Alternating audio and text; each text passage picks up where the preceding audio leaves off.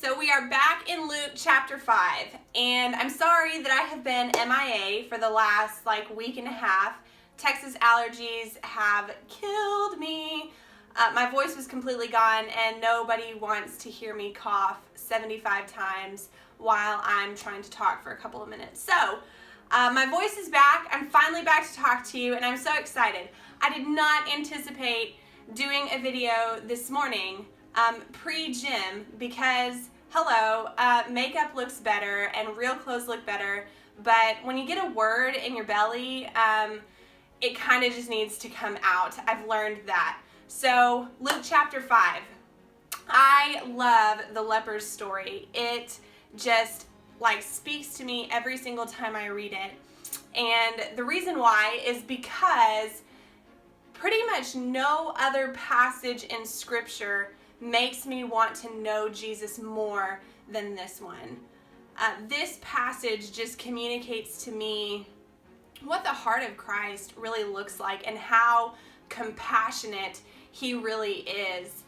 I look at him pretty much every time I read this and I tell him, Jesus, this is why I want to know you. This is why you are worth it to me, because this is who you are. No matter what my mind could conjure up about who I think you are or what I think you could look like, this scripture is truth, and I can come back to this one time and time again and be reminded of the very heart of Christ, and it can just, speak over all of my circumstances, and it actually did that this morning.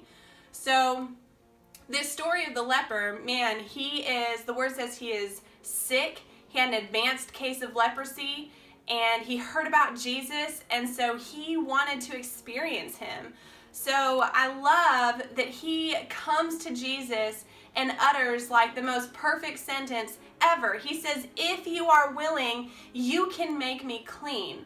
What I love most about that sentence is that it is full of declaration, man. He is declaring the power of Christ. You can make me clean. He knows that Christ can heal him. What he doesn't know is if Christ is willing. And I love that he is raw enough and vulnerable enough in himself to speak that doubt and to just put it out there and see what happens with it.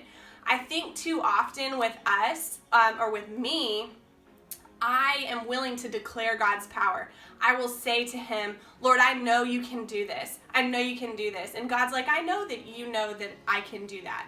That part's clear. What you don't know, Danielle, is you don't know that I'm willing to do it. And that's the place that I need to get you to.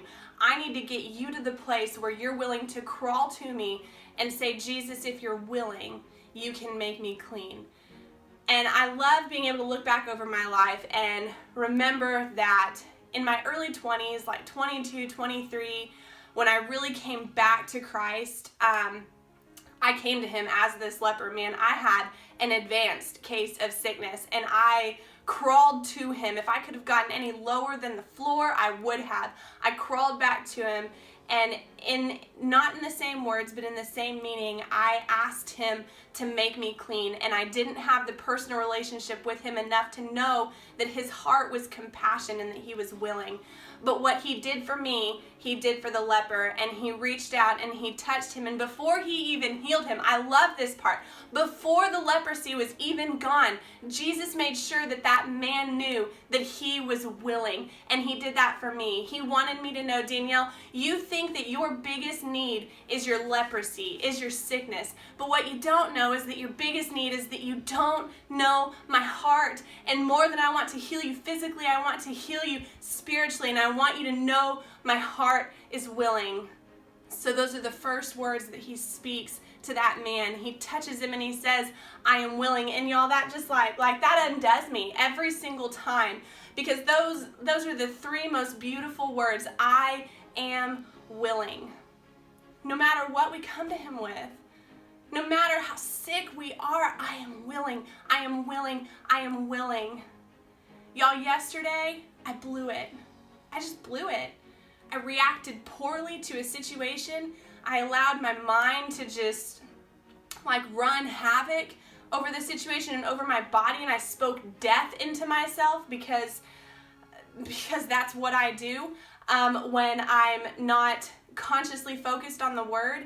And this morning, when I got up to have my quiet time with Jesus, I literally crawled back to him again, and I said, if you are willing, Lord, you can make me clean. And I heard those words again, I am willing. And what I love about what he spoke to me this morning is that he reminded me that sometimes the healing is instantaneous. In the case of the leprosy, man, that leprosy was just gone.